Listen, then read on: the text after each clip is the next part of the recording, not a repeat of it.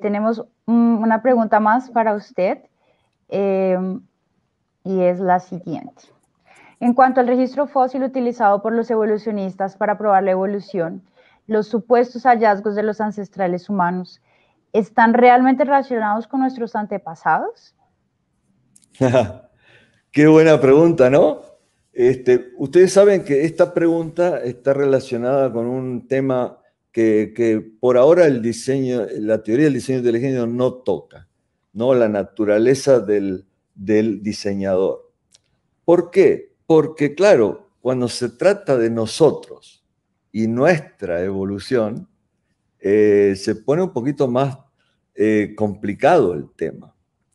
Porque, y yo me acuerdo de encuestas que han habido donde se le ha preguntado qué les parece, especialmente una acá en Norteamérica, donde se preguntaban qué idea tienen de la creación del hombre o del origen del hombre. Y un buen porcentaje, más del 60%, dice que creen que Dios es el diseñador, que Él creó el humano o los humanos y los creó hace poco tiempo atrás. Así que en general, entonces ahora, si una mayoría de personas tienen ese trasfondo de pensamiento y de teorías, entonces la teoría de la evolución humana a partir de antepasados no humanos es bastante problemática.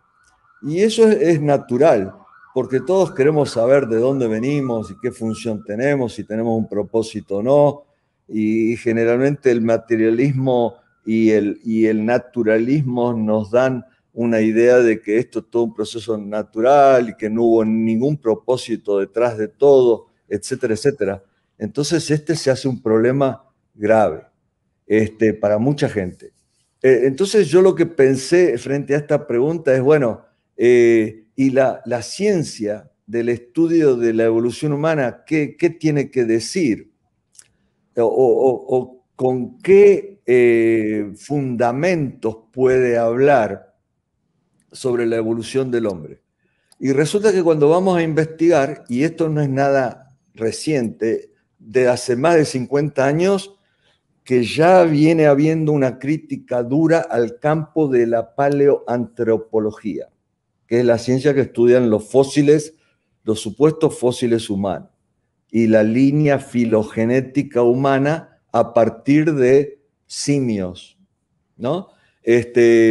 Y en 1973, Washburn, un famoso paleontólogo de Berkeley, decía, pasarán muchos años antes de que el juego, o sea, el estudio de la evolución humana, llegue a ser una ciencia, porque él lo veía así, porque para uno era una cosa, para otro era otra y así.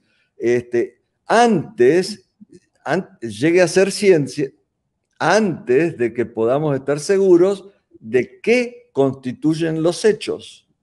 O sea, hay un problema en poder identificar exactamente los hechos de la evidencia que justifica la evolución humana en términos generales. Y eso no ha cambiado. De paso,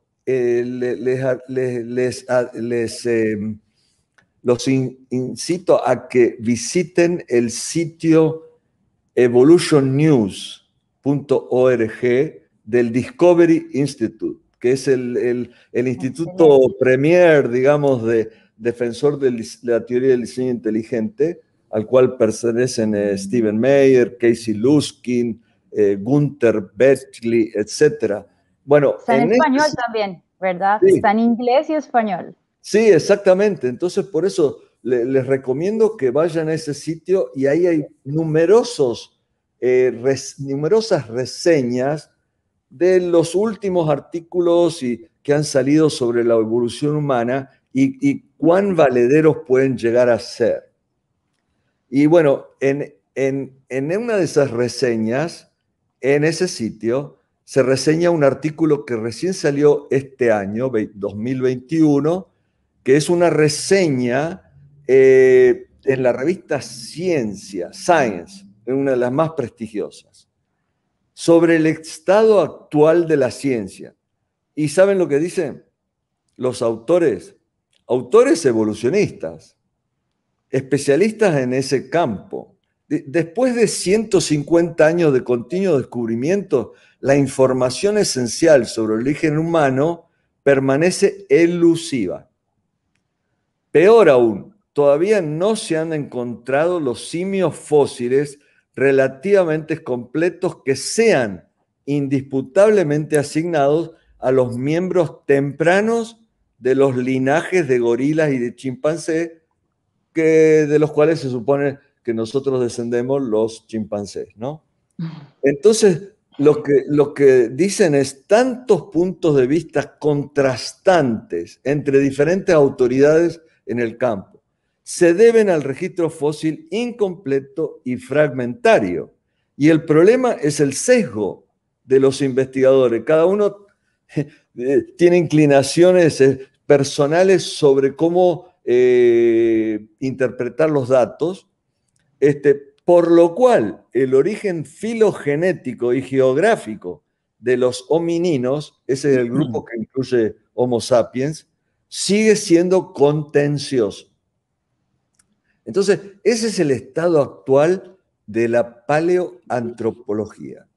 Entonces, lo interesante es que, por ejemplo, el autor principal de ese artículo trabajaba en el Museo Americano de Historia Natural y ellos patrocinaron ese estudio. Y el autor dice, la reseña del comunicado de prensa del museo dice, en general los investigadores encontraron que la mayoría de las historias, porque las consideran historias, cada uno con su historia sobre cómo evolucionó el hombre, no son compatibles con los fósiles que tenemos hoy. Y el autor, Sergio Almécija, dice lo siguiente: cuando miramos la narrativa del origen de los homininos, es un gran lío. Así crudamente lo puso. No existe ningún consenso. Y entonces, ¿qué podemos decir de todas esas ideas? Bueno, yo creo que y Bechley, uno de los defensores de la teoría del diseño inteligente, aunque él creo que defiende la teoría del ancestro común para los humanos, él dice, no existe un árbol filogenético bien establecido de humanos fósiles. Y entonces es el problema que los fósiles humanos muestran todo tipo de extrañas combinaciones de caracteres. Algunos de más arriba en la columna geológica, que se supone son más modernos, tienen características de ancestros, o más ancestrales, más primitivas. Y algunos de los más primitivos tienen características más modernas, son como mosaicos. Y entonces, para colmo, algunos australopitecinos tempranos, dice Beckley, no solo tienen caracteres simios separados, sino que también algunos caracteres humanos muy modernos, mientras algunos representantes posteriores de Homo tienen caracteres muy primitivos. Entonces, ese es un problema grave. Y el mismo Beckley después nos cuenta otro problema grave, que es como la explosión del Cámbrico, una otra discontinuidad a nivel de la evolución humana. Así que si venimos a 2 millones de años atrás, en la columna geológica, hay lo que se llama el Big Bang del género Homo. O sea, de golpe aparecen fósiles de organismos que se consideran humanos, pero que son muy diferentes de los que están inmediatamente más abajo, que son los australopitecinos. Los australopitecinos son mucho más parecidos a los chimpancés y los gorilas, etcétera, los simios, y tienen marcadas diferencias con el género Homo, que surge alrededor de 2 millones de años. Encima, después, resulta que más o menos alrededor de 300.000 surge el Homo sapiens, que es el humano anatómicamente moderno.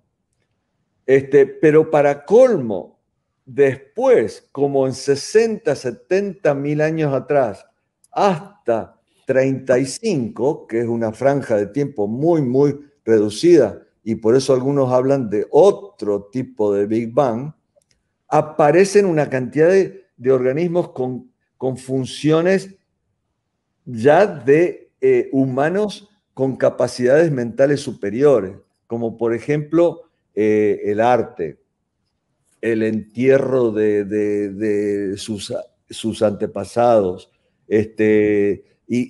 diferentes tipos que requieren de pensamiento, de evidencias que requieren pensamiento simbólico. Y eso también es una especie de aparición repentina. ¿Y cómo se explica toda esa complejidad, esa nueva complejidad que los supuestos antepasados no presentan? Y se consideran suficientemente complejas, porque en todo eso está relacionado con las funciones superiores humanas, que son la inteligencia superior humana, porque algunos ya sabemos que algunos animales tienen algún tipo de inteligencia y logran usar algún tipo de utensilio o tienen algún tipo de aprendizaje donde pueden desarrollar conductas muy especiales, pero de ahí al carácter simbólico del pensamiento humano con todas sus distintas capacidades, hay un salto muy grande. Y entonces esa descontinuidad, ¿cómo se explica? ¿No? Entonces, bueno, ese es el estado de las cosas. Primero, los evolucionistas no están de acuerdo en qué consiste el árbol filogenético y la línea que nos trajo hasta la situación de Homo sapiens, anatómicamente moderno, con todas esas capacidades superiores de pensamiento simbólico. Y segundo, los fósiles son muy, muy problemáticos y todavía, especialmente en las partes inferiores, no tenemos un registro demasiado completo.